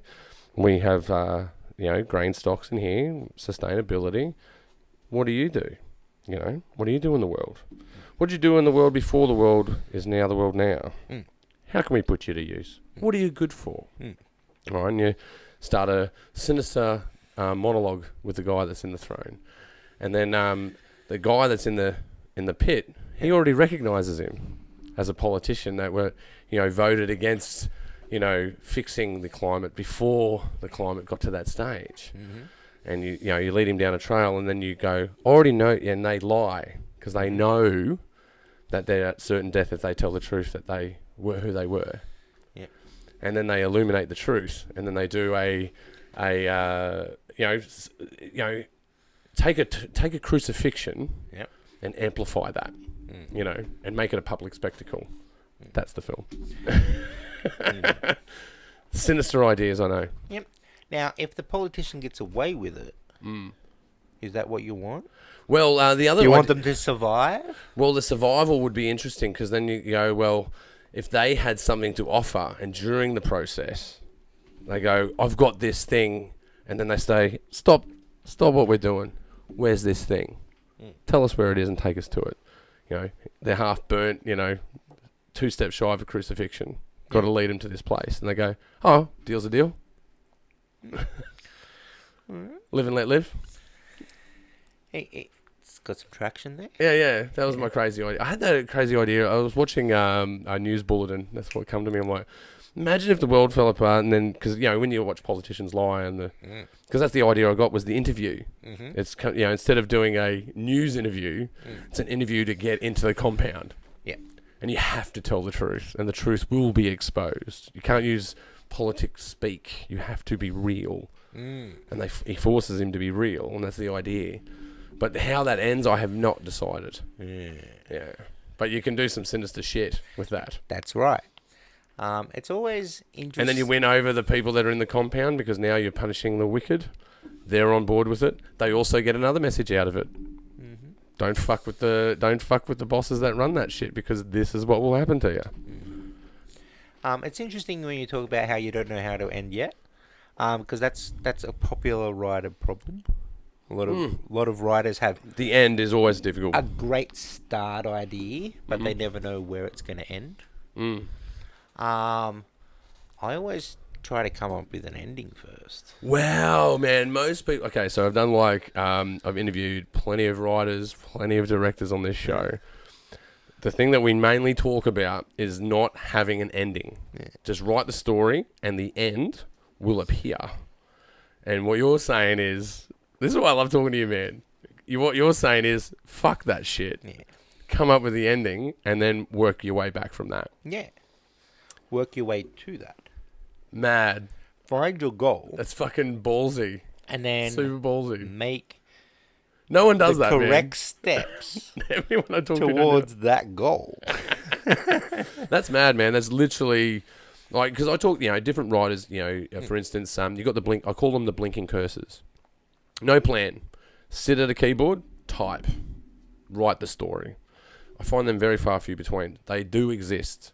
Most writers are in, I'm similar to them in that I will, get palm cards, draw up a plan, come up with a character list, location list that's within reach of my budget, write a story that's within that framework, and then apply the dialogue. There's it's systematic. I have a systematic approach to it. Most writers I know do that, but No writer, no, who comes up with the fucking ending first. It's the hardest thing to do. Of course, it's the hardest. The end changes all the time. Every time I've written a story, the end is the most frequently changing thing. Does the bad guy win? Does the protagonist fucking win? Does the antagonist take over? Do they both fucking die? Is it unresolved? You can even unresolve an ending and go, there is actually no ending. There's no ending to it. There's two possibilities. I'm not going to tell you what they are. Plenty of films like that out there. I feel the more solid you know where you're going, the better you can make the journey. Right? Because if you're sitting there and you're going, I don't know if the protagonist dies or wins, then what is your story about? In your middle act, you're sitting there trying to justify both if he loses and both if he wins. Whilst at least if you sit there and go, okay, we both know he's dead at the end of this movie. Yeah. So are we doing a bit of a red herring here and make people like ease into the fake idea that he might win? Yeah, just to turn around and go, hey, boom. Provide a bit of hope. Here's a truck. I love those ones. I love those ones when they walk on the street. Pet cemetery. Oh, look, I bother my wife with it all the time when you see the layup, because it's a layup, right? Because it usually ends on a high note where they're going, everything's worked out just fine, everything's going to be okay. And then the bus hits them. And they walk across the road and you're like, they didn't look, there it is. Yeah. I always say to my wife, they're about to be hit by a bus. And she goes, no, they won't. I'm like, there it is. She goes, how do you do that? And I'm like, you could see the layup. Yeah. I do that a lot in films too. People hate that about me and stuff where I'm like, he's going to die now. Like, yeah, well, you can't live after that. Yeah, another cool dude that does that. He's made a couple of features. I've got to get him back on at some point. Tom Danger, he's made a couple of horror features out there. He's very crafty at that, the layup, but he's really good at the deception. Yeah, he'll lay you up, don't conclude it, and then push it aside, and then carry on with another narrative, and then do a callback, then drop the axe. I like to find the story, because I feel like the whole point of a movie... So I'm a person who... I don't shy from spoilers. And I don't think spoilers are a bad thing. Yeah, the expectation. Where are we going? Well, I think I should be able to tell you the ending and the whole point of my movie right now. And you knowing how the movie's going to end and what happens in the movie shouldn't stop you from wanting to watch it. That's true, yeah. Well, good movies do that. They do the ending at the start, and then they go through the journey how they got to the end. You know, it can be. Yeah, Fight Club's a good example. Starts at the end, gets to the end. Most superhero movies, they don't need to start at the end. Modern westerns, that's what I call them. You can just guess. Modern westerns. Yeah, you can just go, okay. Like every Adam Sandler romantic comedy, you go, I bet you he's going to end up with Drew Barrymore at the end of this movie. Whether he remembers or not. Yeah. Or she remembers or not. Yeah. And so you go, okay, well, most people are like, I don't want to watch a superhero movie because they're going to kill the bad guy in the end and win. And you're like, well... You already know that. You already know that. Yeah. You're there for the action. The point is the journey. Yeah, you're there for the action and what's going to happen and how they get there. The struggle. There's always the struggle, though. But every story has that, right? There's always the formidable obstacle and the reason to climb it. Right. You know, whether it's, Braveheart. Yep. You know, you got the English that are the oppressors. Yep. They've got this big wall to climb because they're small and they're big. Yeah. And they come up with different strategies to, sidewind them and, use education and knowledge, even though they mixed up the wrong weapons in the wrong era. How you going, Chuck? We can get over that. But the idea is that the intent is to fuck over the English, and the obstacle is the English themselves. Yeah. Right? There's always that intent and obstacle. Yep. Through any film, I think one of my favourites is, for that example, is Euro Trip. Comedy, right? Yeah. Sends a sex tape to his girlfriend by accident, has to drive across the United States to do it. Yep. So the United States is the barrier, that's the obstacle, and they have no money to do it. Yep. And the intent is to stop that tape before the mailman delivers it. Yep.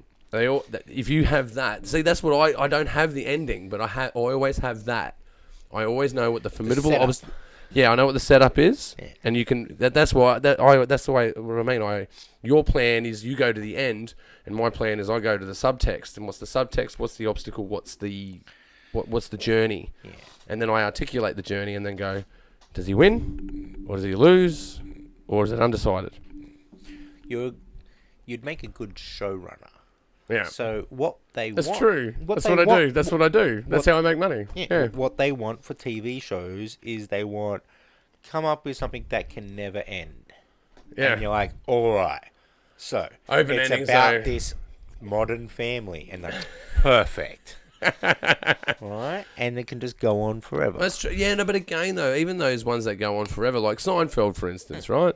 Seinfeld's a comedy that they would say that it's the show about nothing. Yeah. But it is about something. It's about the struggle of young professionals trying to find love.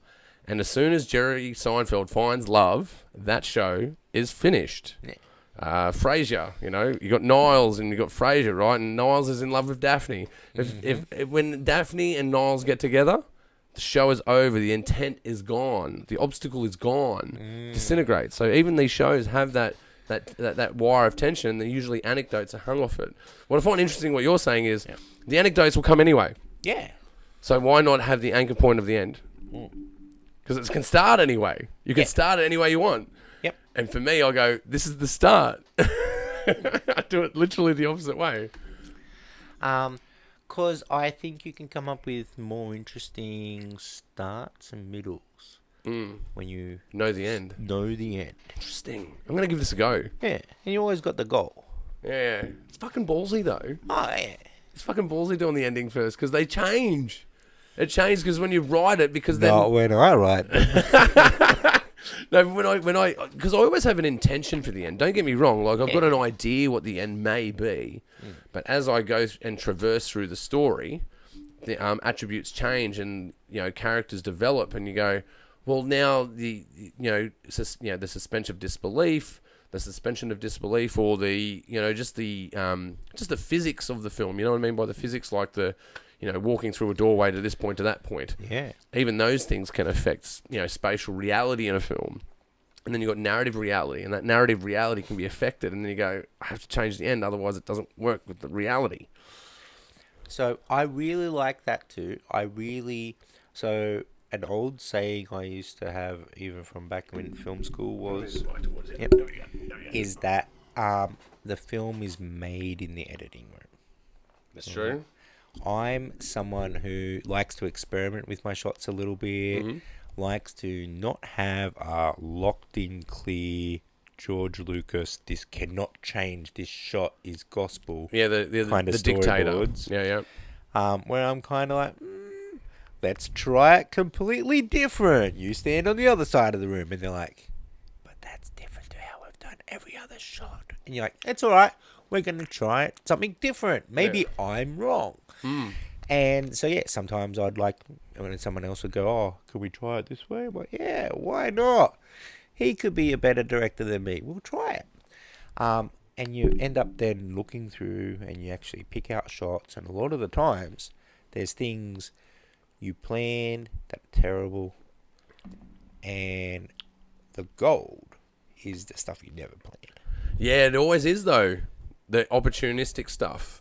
All right. Yeah, I find that too. That if you sit there and you look at all the great cinema shots in film history that were actually improvised, and then you look at someone like George Lucas, who works very specific to a shot, and you go, whoa, think of all the weird improvised lines or improvised little moments that could have been in Star Wars.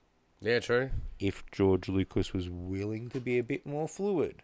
Well, they have different types of... And when Harrison Ford was like, how about I say this? Yeah. And he was like, actually, that's really good. How about Guido shoots first? Right? Instead of Han shooting first. So much of it was Put it in the comments if you disagree. Put into a plan. Yeah, I think if you've got the ending, you've got a goal, everything else can be intangible. What about you? But back to the blinking cursor, are you a blinking cursor guy, or do you do the ending and then do the map and then write it? Yeah, so I kind of do the map. Yeah, okay. Because at the same time, imagine you're doing like the special effects, like orientation. Like, okay, so I'm going to use that in this part of the plan. It'd have to be formulaic in nature to build it, right? Some people that have been in my brain cooking room would actually hate the idea of what I think of stories. I think it's completely formulaic. Yeah. Right? And people are like, no, it's not. And I'm like, yeah. But I feel like I'm a mad scientist with my formulas. Yeah, but I mean in the practicality of it, right? Yeah. The narrative has room to move. Yeah. But you have to build the fucking thing. Yeah. You know? Like I start off with like the hero's journey, the save the cat structure, all those kinds of things. Yeah. They're very, very good for people to work within. Yeah. And then you can set yourself an ending, and you go and go, okay, well, from this ending, I have potentially 90 minutes here. So then the 45-minute mark, this should be the midpoint in the film. A midpoint in the film should be making people do this. And then, you work your way back. Yeah. And then you work your way back forward. Yeah, see, I do it the other way around. That's why it's really... You're spinning me up, man. Because, like, it makes sense what you say. Oh, no. Oh, we died. Can you switch to me for a second and go and change that battery for me, Mr. Wade? Yeah, just keep it rolling, bro. Keep it rolling. Keep it Josh rolling. I've got one right there. There you go, man. And the other one's running out as well. Shit. Batteries are running out faster and faster these days. I'm going to have to buy new ones. The approach of narrative, man. I start at the start. So the thing that spins me out is the blinking cursor, and what you've done is contrast me in the way that I think about the plan, and in the spectrum of doing the plan, I'm the blinking cursor because I don't have the end nor the start. I just have the subtext, and I flourish it out from there. I'm scaring the horror movie guy away. And we are rolling. We're rolling, baby. We're rolling. We're Josh Brolin. It's all John Goodman. We'll soon Christian Bale. Yeah. It's an old joke. I keep saying it. I've got to stop saying it. But I forgot where we were before our break. But I'm sure it was illustrious and fantastic. Do you remember? Yeah, we were talking about endings. Oh, that's right. Yeah. Ending the movie. And you're going to try a new writing exercise for me. Totally. I'm going to give this a go. You're going to write a story, and you're going to start with the end. Yeah. I'm going to give it a go. Because it's interesting, because the way I think about that is because I come up with good endings all the time to stories that don't exist yet, if that makes sense. But then I go away from that, and then I go to a subtext idea of this obstacle tension idea. Like, for instance, the example I gave before about the politician, there's that tension, that subtext. That subtext is, do the right thing now, otherwise you might pay for it later. And then there's further subtext about public torture and, what that means for a poor community stuck in the barren lands and the thing that oppression that they have to put up with, right? Yeah. Or because people in charge are very severe in their dealings. There's all that subtext to it, but there's no ending. Right. Now, what you got to do is go, what ending will give my audience that subtext? I love that, because it's the market. It's an interesting way to think about it, because we build these things, right? Because you think about the work that we put in to make short films, feature films, right. Promotional videos. It doesn't matter. Anything that involves a camera and editing, it's a lot of work. Yes. Generally it is.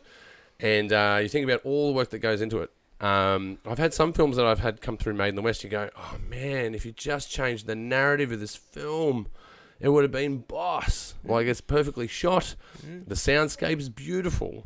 And sound's usually the first thing that dies in a film. Like, it's the last consideration. It's just as important as the cinematography, really. But they had all those things together, but the ending was poor and the narrative was wrong. Because it's not rewatchable, not entertaining. Got to entertain people. There's a weird struggle between rewatchability and... You're going to blow my mind again, aren't you? And scarring your audience so much that they only ever need to watch your story once. Yeah, I find those ones to be fetishized. Is that a word? Fetishes. Yeah, fetishized. Fetishized. Yeah. It's a weird word. Say that 3 times. Fetishized. Like, I really like my glass. Yeah. There's like a lot. But there's fetish, but then there's narrative, right? And there's sometimes they can be blurred. Like, 'cause when you look at horror, sometimes you can look at them as refer to them in these sort of terms like revenge fantasies, or gore fests. Yeah. This sort of terminology. Yeah. Those kinds of films are much more of a fetish kind of thing. They're not the ones that I'm talking about you watch once. Yeah. Okay. Right? So, like, the way I've tried to make most of my horror films, I have not made them rewatchable. Wow. That's heavy, bro. Right? I try to make my films not rewatchable. Because I do. I have therapy films, right? And therapy TV shows that I can just put on and just watch over and over and over. Yeah, I'll go back to my childhood. Like, I can watch Indiana Jones 1,000 times. Yeah. Back to the Future is another fetish. Yeah. But with horror films especially, I think it's so much more interesting when you can kind of... Like, a really good film, an example, is Martyrs. Mm-hmm. Have you seen that one? I haven't seen that one. No. Go watch Martyrs. Maybe bring a friend. Yeah. Well, one that I couldn't rewatch was Tarantino was a guest director. They were being tortured for money. It was in the Eastern European, Like Hostel. Hostel. That's the one. Hostel's hard to watch. That's a hard one. Hostel is a little bit hard to watch. Hostel 2 is cool. And that one's a bit more lax. The first one's pretty hardcore. I think Hostel 2 has more violence in it. It's just Hostel 2 has two sets of characters. So you have people that are both the killers and people that are both the victims. Yeah, it has a champion in it though. So there's a champion in it. Yeah. There we go. Yeah. So yeah, Eli Roth made Hostel. Yeah, that's right. Yeah. And so he's kind of like the little bit of like an apprentice to Tarantino in a way. Like Eli Roth was playing, I forget his name, in there's a lot of Inglourious Bastards. Yeah, there's Eli a lot of Roth crossovers. Is the crazy killer Jew guy. Yeah. Stiglitz. Yeah, I forget his name. Hugo Stiglitz. Yeah. And so yeah, they're really good buddies. But yeah, so Hostel, that was an Eli Roth film. It was interesting. I didn't find it as hard to watch as his first one. Cabin Fever, I thought was... I haven't seen Cabin Fever. Yeah, so his first movie, Cabin Fever, until Tarantino with Kill Bill. Yeah, okay. Yeah, that's where I've seen the name before. Yeah. Eli Roth had reset a blood record. Yeah, okay. Yeah, that's right. So that's the black and white scene you're talking about, yeah? No. In Cabin Fever, okay. There's just so much blood in that movie. Oh, up until Kill Bill. No. Cabin Fever is more than Kill Bill. Was more than every other movie up until that point. So when Tarantino was like, and I'm going to do this, and it will have the most blood, because we will have this many gallons. And they're like, not enough. And he's like, sorry? And they're like, I ran a video store and I know all movies. And they're like, have you seen Cabin Fever that came out 2 years ago? And he's like, no. And like, you've got to watch this film. Okay, I'm going to check this out. So yeah, Cabin Fever. I've got to write a movie and check this movie out. About a weird kind of skin condition. Yeah, okay. But yeah, there's a lot of blood in it. Okay. And it's a film that you're like, at the end of it, you're like, I've watched that. And you're like, do you want to watch it again? You're like, nah.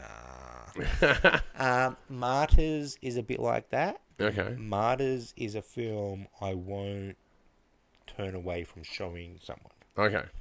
Where I'm like, you haven't seen it yet? Yeah. I'll put it on and we can watch it together. And I'll hold your hand the whole time. And you're like, are you going to get some sort of sick pleasure out of showing someone this horrible tragedy? Well, there is that element. Like in previous bands that I've been in, we had a band chat, and we would always try to outshock each other. Yeah. With content in that space, it was horrific. Yeah. Absolutely horrific. It's like, I survived this trauma. Want to survive it with me? Yeah. I saw this, and I can't unsee it, and I want you to unsee it. That's right. Or try. I think they're some of the best horror films because they last with you. All right? They stick with you. Yeah, definitely. again, I can't remember who it was. It may have even been James Cameron. But someone was saying one of the best ways to kind of tell a story is to not tell the story. The story you want to tell is not watching the movie. The story you want to tell is in the minds of the audience when they walk out of the theatre. Right? Yeah, the shock and awe. Well, you want people to be walking out of that cinema going, you know, I'm a bit worried about my computer. I'm going to go home and turn it off. And like, yes, actually, I was a bit worried about my computer. Oh, so and what now you want I'm to going to do? go turn it off. And like, yeah, let's quickly run home and turn off our You computers. want to incite fear. Well, he wants to start a dialogue. You want people to think about your films. The film, a good film. That's true, yeah. You always talk about it afterwards, a good film. A good film doesn't end the moment you stop watching the film. Yeah, and it's a bit beyond the pop culture films, because the pop culture films we quote, right? We quote quotable films, and they're good films. But the ones that really stick out are those fringe films, that's for sure. And the ones that stick with you. Stuff like Old Boy or, Battle Royale. Still talking about now, years later after you've watched them. Or when people walk out of a film. So I remember when me and my friends walked out of The Matrix, right? And one of my friends was walking around touching things. Making sure that it's... Well, when you see a cat, is it a deja vu? Making sure things were real again. And I'm like, I know exactly what you're thinking. Bending light posts. But that was exactly what the Wachowskis wanted. People wanted to they wanted people to walk out of the cinema and go, Oh, it was a great promo. are we in a computer? The only way to understand The Matrix is to see The Matrix, right? That's the shtick. That's how they did it. How good a log line was that? Yeah. And it's a pretty good, like, it's a true log line. Like, it's something you can't spoil too much. Like, when someone's like, oh, what's The Matrix about? And you're like, they're just all in a computer. Yeah, they're in a computer generating Spoiler, power. if you haven't seen The Matrix yet, it is 2022. Oh, look, if you haven't seen The Matrix, put it in the comments. I'd be interested to hear about the person who hasn't seen The Matrix. And does it work with my point where I think that even if you have the ending spoiled, you can still enjoy the ride? That's true, yeah. Because you can be told from that trailer, oh, they're all in a computer game, and you like watching that trailer going, how? And then you'd watch that whole movie going, so how are they all in a computer? Yeah. I had a mate say to me when the second Matrix came out, he's like, where they in the promo, you saw that Smith was duplicated, right? He was copied, and they're like, it's just like a computer game. I don't want to see it. I'm like, listen to what you're saying. Yeah. It is a computer game. Yeah. The whole premise is that it's a computer game. Yeah. Go and see it. It's pretty good. Yeah. I don't know. But back to Tarantino, though. I found Tarantino's a fascinating person to me because he's done these, like, narrative disruptive films. Pulp Fiction, straight up is a narrative disruptive film. Like, most baby boomers, when they watched it, were like, what the fuck is this? Yep. Like, there's no there's no act 1, no act 2, and no act 3. It's all... There is. Well, it's just arranged in the right order. It's just arranged differently, right? And that arrangement, fuck with people. Yeah. But people of our generation were like, this is cutting edge. Yeah. This is the shit. This is where movies are going, right? And then you look at the scenes that Tarantino did, and you realise, especially a dude that's researched a lot of Australian film. Most of it, I totally recommend Not Quite Hollywood, by the way. If you haven't seen that documentary. It's a great doco. Man, but it points to something very, very interesting. It's about Australian storytelling. A lot of Australian storytelling, was in the Ozploitation era, right? That's correct. And the reason that happened was because Gough Whitlam government said, for every film made is 150% tax write-off, right? So if you put 10 grand on a film, you got 15 grand back on your tax. Pretty much. Right? And there was concessions to it and there was rules to it, but that's the nuts and bolts of it, right? Just a basic form of it. And it only ended in 2009, by the way. Oh, really? Did it go that long? I didn't know that. Fuck, I got in the industry way too late. Bring back the 10BA. Yeah, bring it back. You get some mad movies if you did that in Australia. I'm serious. Bring back the 10BA. Oh, dude, if they did that, the industry would explode. Right. From what I understand, like, I've got my little humble podcast. This is episode 120. Yeah. Like, how many artists do I talk to? How many people do I know that are making movies in Western Sydney? And it's just our region, right? Yeah. And this content that's out there is fucking insane. Yeah. It's fucking mad. But no, Tarantino, though, man, I would describe him as a lifter.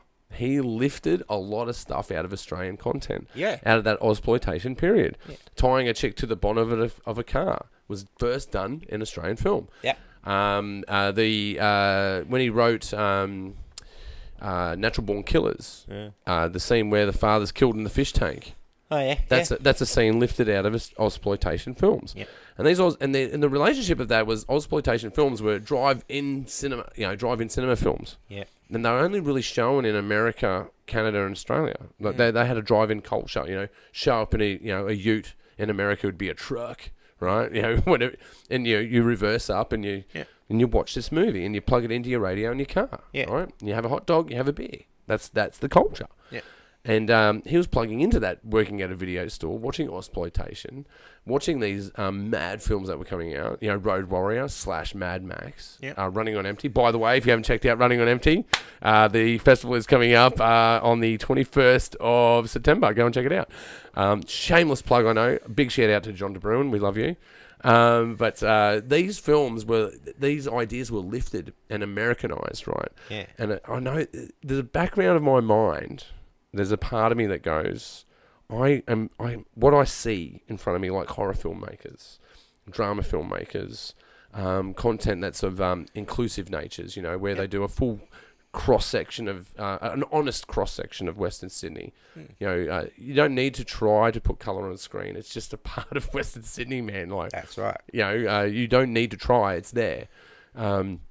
There's all of these guys that are guys and girls that are pushing these films, man. Yeah. And if we had a moment where we could solidify our industry, because we're really close to it. There's a film wave that's happening in Australia at the moment, right? And it's all at what we're doing. It's all that grassroots, man.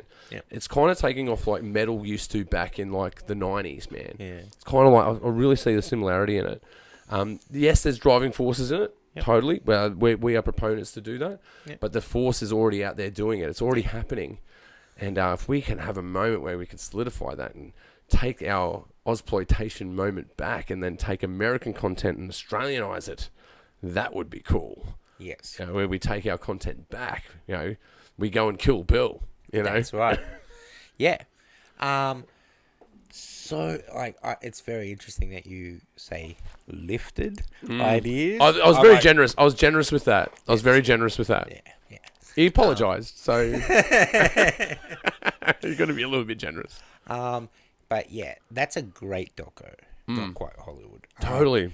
I almost feel like you shouldn't be making film in Australia if you haven't gone and learnt that for a history lesson. Absolutely. It is foundationary. Yeah. And yeah, so those characters really built what we've got now. And what I'm saying is we're characters now and we should be carrying that torch. That's what I'm on about. Because I know we can do it. Yeah. I really know that we can. Like, there's projects that are happening around our state. Yeah. There's projects that are happening around our city that are very close to really coming together. We can open a few studios, start a few production companies. They're all popping up. Yep. That's why I ask you about visual effects and practical effects, right? Yeah. The most frequent question, the most frequent question I get asked is for video effects operators. Yeah.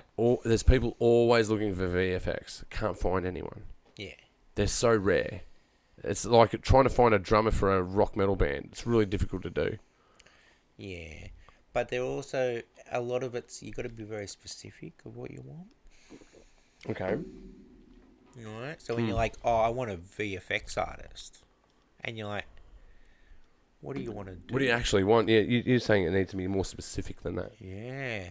Like, because that can be 100 different jobs.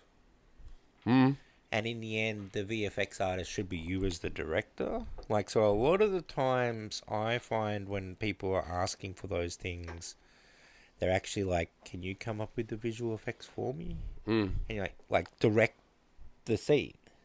And they're like, oh, well, you like come up with all the ideas for you. Yeah, so I'll be the director in this moment. Cool. Yeah, okay. We'll share credit.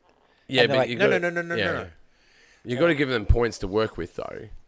Yeah, So a lot of the times they don't really know what they want for the visual effects and stuff like that. And that's why I sit down and talk about like actual compositors and things like that. Okay. So you've got to actually break them down into actual sub jobs sometimes because. Yeah, great. I need to talk to you more. Like, I'll after the show, man, and we'll talk more about because I've got like 4 or 5 clients at the moment that are always asking for VFX. Yeah. And what you've just articulated to me makes a lot of sense because I'm looking at it as a broad brushstroke, promotions guy that does film, and what I'm missing is that I'm this umbrella term, of VFX. And what you're saying is no, it's more nuanced than that, man. Yeah. What's the specific job, and then I can find someone that does that. Yeah. It's like the old school days of hiring a videographer. And you're like, you're a videographer, right? And you're like, right, so you want me to shoot it, edit it, sound record it. Well, no, we got a different name now. We're called creative producers now. Yeah. That's what we are now. Yeah. That's what a lot of people want, is they want a jack of all trades, master of none. Yeah, because they want to shorten their budget to do it. Yeah, that's what it's about though. They want a running gun, and that's what I get hired most to do. Yeah. Is I'm always a running gun. Yeah. They just need someone. We don't understand this problem, but we know that we need to put something on social media. That's usually where a brief starts. Usually. We don't know what, but we know we need something. Well, that's why I learned I need a team because I'm doing the the artistic spear of it, if you like. I'm spearheading the artistic side of it. The edit chain, the filming chain, if it needs sound design. All of the disciplines that go into whatever the project is. Even streaming services, right? Where you go, we're going to stream this live content. Yeah, a lot of stuff goes into a lot of technical work. A lot of understanding of how cameras work. You need to be technically proficient. But that's really hard to translate if you're the operator sometimes because you get stuck in your own technical head. And what I've learned is, for me, I need people that can translate what I'm doing as practical to a client that goes, oh, so they just shoot this and then they edit that and then they do this. So that's where having a producer comes in really handy. A good producer translates that technical jargon into layman's terms. Yeah. And that's the client terms, where they can understand it. Because me, I'm a technical mind. I'll get bogged down in vernacular, right? I'll be talking about frame rates and color temperatures, and the client doesn't give a fuck about that. They know they need a social media thingy. Yeah. That's usually what they say, the thingy. The thingy. Yeah. We need this thingy. And I'm like, okay. And then you got to draw reference to it, right? What do you show me something that you want, and then I can duplicate it. I can rebuild it, right? Yeah. Lift it, if you will. Right? Yeah. I got a lot of practice from that, from like actually growing up with my dad. Usually trying to tell me about scenes from films. He'd go, that film with the guy in it. And I'm like, yes, Anthony Hopkins' Silence of the Lambs. I do that all the time. Great film, Dad. And he's like, yes, that's the film. How'd you know it was the film? And so that was how I've learned to then like guess what they want. Clients are. The thing with that guy. And you're like, yes, this and this and this and this. And I'm like, yeah, that'd be great. And they're like, all right. Well, I had one with someone the other day. They're like, Armageddon. I'm like, no, you're talking about Contact. Close, but the Armageddon was the action theatrical one. The Contact was the realistic view on the comet apocalypse. Armageddon was the the theatrical one. Well, they're both theatrical, really. But you know what I mean. Deep Impact. Yeah. It was a Deep Impact. What did I say? Yeah. Contact. I fucked that up. I know. Yeah. That's all right for those people at home. I love Contact. Big fan of it. Carl Sagan. He was actually the executive producer of that. Did you know that? Yeah, but that was only because he was an advisor on it and stuff. That's right. Yeah, he was he liked the book. No, I'm pretty sure he dropped money on it. Yeah, but because he liked the book, because the book was around for years. Yeah, that's right. Yeah, but he was the guy that pushed the funding for it. Yeah, he was the first investor. Yeah, I believe we had that book in my house my whole life. Oh wow, you read Contact? No. I would have read it's still in the house.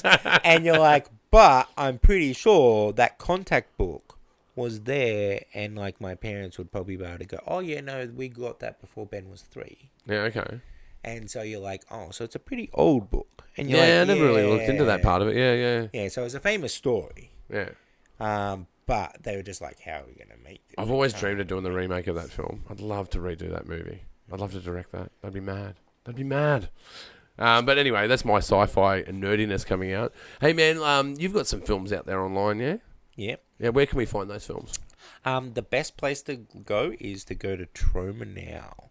What's it called again? Troma Now. Troma Now. Yeah, so that's a streaming platform. Mm-hmm. And that's where a lot of my films are going.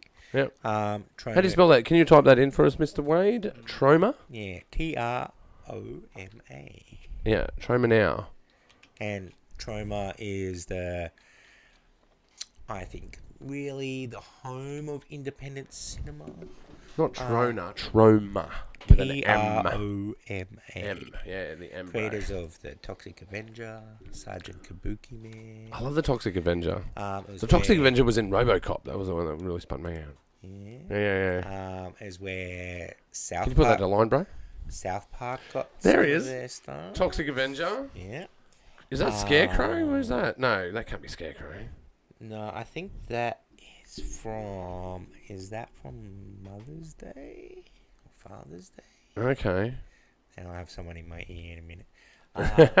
But I believe the people below the Toxic Avenger, so this is kind of a new piece of artwork. Yeah. So I believe the two girls below the Toxic Avenger are from James Gunn's first film, Romeo and Juliet. Okay. And then right across from there is Sergeant Kabuki Man. Right Okay. at the end. He's the guy in the Kabuki makeup. Yeah. But yeah, so James Gunn.